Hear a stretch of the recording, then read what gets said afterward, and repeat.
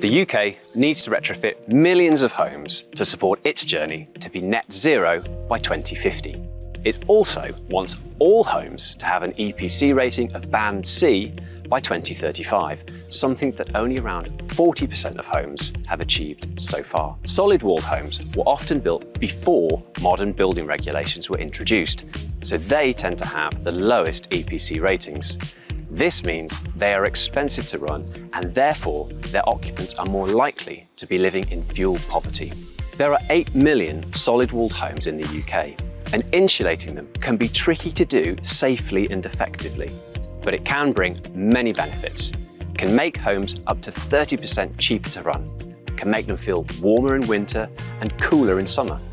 It can reduce the chance of damp and condensation occurring in homes, and it helps homes achieve their EPC Band C rating. The Department for Energy Security and Net Zero commissioned the Deep Retrofit research project, which we delivered in collaboration with the University of Salford and Loughborough University. It tried to answer 5 research questions. What are the most effective retrofits that we can do in solid-walled homes? How can risks be reduced when installing retrofits in homes? Are our models that predict performance and risks accurate? And how can they be improved? What should we do differently to improve the way that we go about retrofitting homes? And how robust are the measurement techniques that we use to assess energy performance in homes? Working with local landlords, we delivered 41 fabric retrofits in 14 different homes. What was different about our project is that where possible, we undertook before and after modelling and testing of every single retrofit so that we could pinpoint the improvement that each specific measure achieved and identify if there were any changes in moisture and overheating risks that occurred in the homes. We also tested the effectiveness of PAS 2035, which is the latest retrofit standard. We did this by first installing the retrofits via a traditional approach and then doing our performance tests and risk assessments. We then returned to upgrade the retrofits to be compliant with the new standard and then redid all our tests and models. And this meant that we could compare the difference.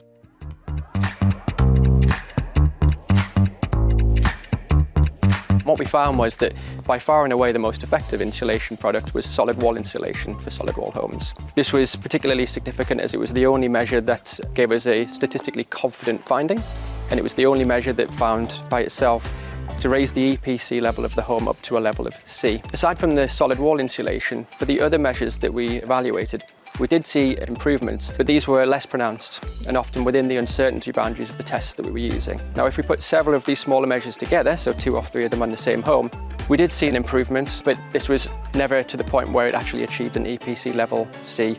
Ultimately, when we bring all of the findings of the deep case studies together, whilst there is definitely value in smaller measures, to achieve those high-level gains, you need to be looking at the big, more complex and more expensive solutions like your solid wall insulation products.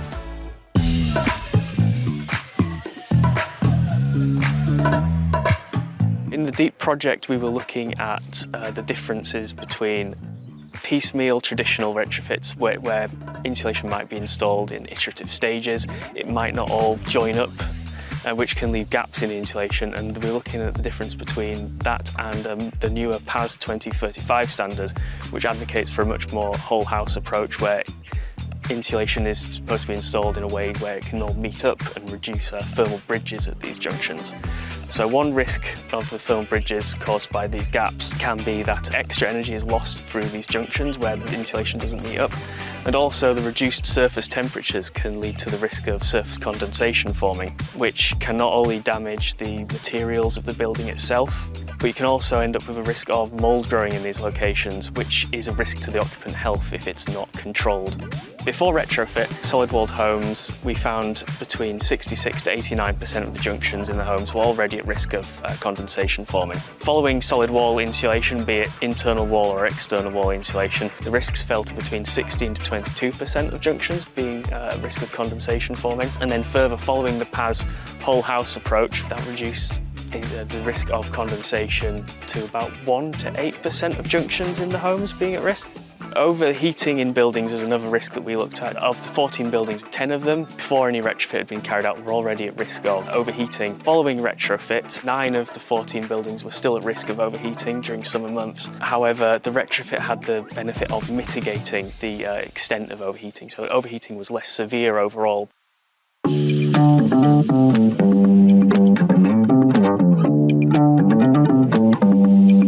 government uses EPCs to find out how energy efficient homes are. The problem with EPCs is that they use a lot of assumptions, and that very often these assumptions about your house could be wrong, so your EPC could also be wrong. So as part of the DEEP project, we looked at 3 different ways of predicting energy efficiency in homes.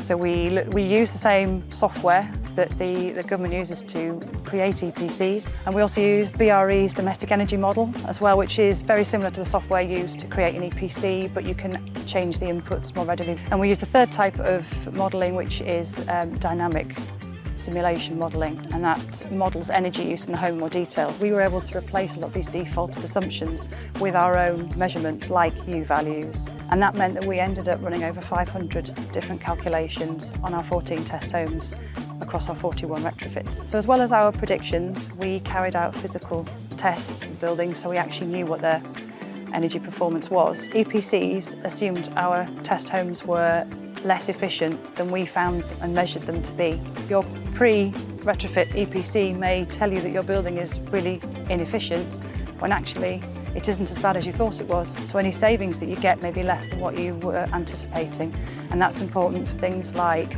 payback and predicted carbon savings. Finally, another thing we found was that actually dynamic energy models were better at predicting energy efficiency in homes.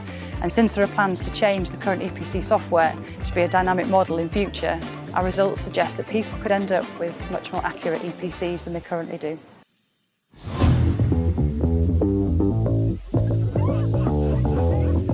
If you don't know what the building is when you actually go in there, how it performs, what problems there are, then the measures that you install might not be the best measures. You're working with an incomplete data set. The level of performance that you expect afterwards can often be hindered or impaired by what was there before. If you know exactly what's there before, if you do a full survey, in some cases a destructive survey, then you're going to maximise the benefits that you get from retrofitting. A lot of the measures that you do have to be site-specific. Bathrooms and kitchens are a good one, because bathrooms and kitchens get replaced, but when they do that, do they do the walls behind it? And that can lead to sort of like problems there where it's very damp, which you don't get elsewhere in the house. So it's understanding that there's differences not just between houses, but within houses. What we found from the DEEP houses that we looked at, that 26% of the total retrofit costs was what we call enabling costs. It was repairs and measures that had to be taken to install that retrofit. To maximise your retrofit performance, you need to know exactly what that house is like beforehand. You need to do a thorough survey. I mean, we recommended doing an air tightness test beforehand, so you've got an idea of where the air's going, because I mean, it's like that winter coat that you put on.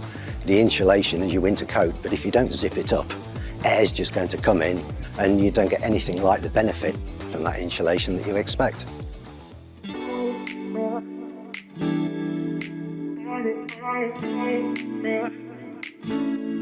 In the DEEP project, we assessed the retrofit performance by measuring the impact the retrofits had on the air tightness of the properties and also on the fabric heat loss of the property. For the air tightness of the property, we measured that principally using something called the blower door test. And that was a technique that did prove sensitive enough to detect the impact of the retrofits on air tightness in several cases. But it was particularly useful because it allowed us to find the parts of the home where the air is actually leaking from. That in turn allowed us to identify that in semi-detached and terraced homes, about 17% of the air on average was escaping not to the outside, but to the neighbours. This means that any air tightness tests done on similar homes may be overestimating the air exchange between the inside and the outside. In addition to the blower door test, we also tested a newer method called the pulse test, and in the DEEP project we gathered some really useful information on if the pulse test will be useful to assess retrofits in the future. To assess the fabric heat loss, we principally relied on something called the co-heating test. We were able to achieve very high levels of certainty with the co-heating test, with an average uncertainty of 6% in our measurements. And these high levels of certainty did allow us to detect the impact of a lot of the retrofits that we installed. So the co-heating test proved to be really useful, but it is very resource intensive as it takes around 3 weeks to complete. Alongside it, we therefore tested a new method called the cube test. The cube test aims to get the same result as the co-heating test, but in a single night. The results from the cube test are quite encouraging, and they do broadly agree with the co-heating test. So this is opening some new avenues to explore if the cube test can be used to assess retrofits in the future. The DEEP project has confirmed that solid wall insulation was by far the single most effective retrofit measure for solid walled homes. And it has confirmed that following the PAS 2035 process will reduce the likelihood of risks occurring in homes after they've been retrofitted. We have identified ways to improve the models that we use to make energy predictions, which help to produce EPCs, and how we can make risk assessments more robust. Importantly, we have made recommendations on what we can do differently to improve the process of insulating homes. For instance, making sure pre-retrofit surveys are more detailed and where possible include air tightness testing, as this will give householders more confidence on the likely performance, risks and costs of their retrofit before they start the process. Scientific investigations and tests like those that we have used in DEEP provide valuable insights to explore the pros and cons of retrofits to determine if it was a success. However, these sorts of tests are too expensive and impractical to roll out to the millions of homes that are going to have retrofits in future years. For these homes, cheaper alternative tests that can be delivered at scale will be needed. In DEEP, we've collected important data on alternative building performance tests, which could help inform how, in the future, real data from homes can be used to check the retrofits have performed and give consumers confidence that their retrofits were effective and worthwhile. We hope our findings will be interesting to practitioners, academics, and policymakers and householders to ensure nationwide retrofits are delivered safely and effectively, improving people's lives and helping us on our journey to net zero.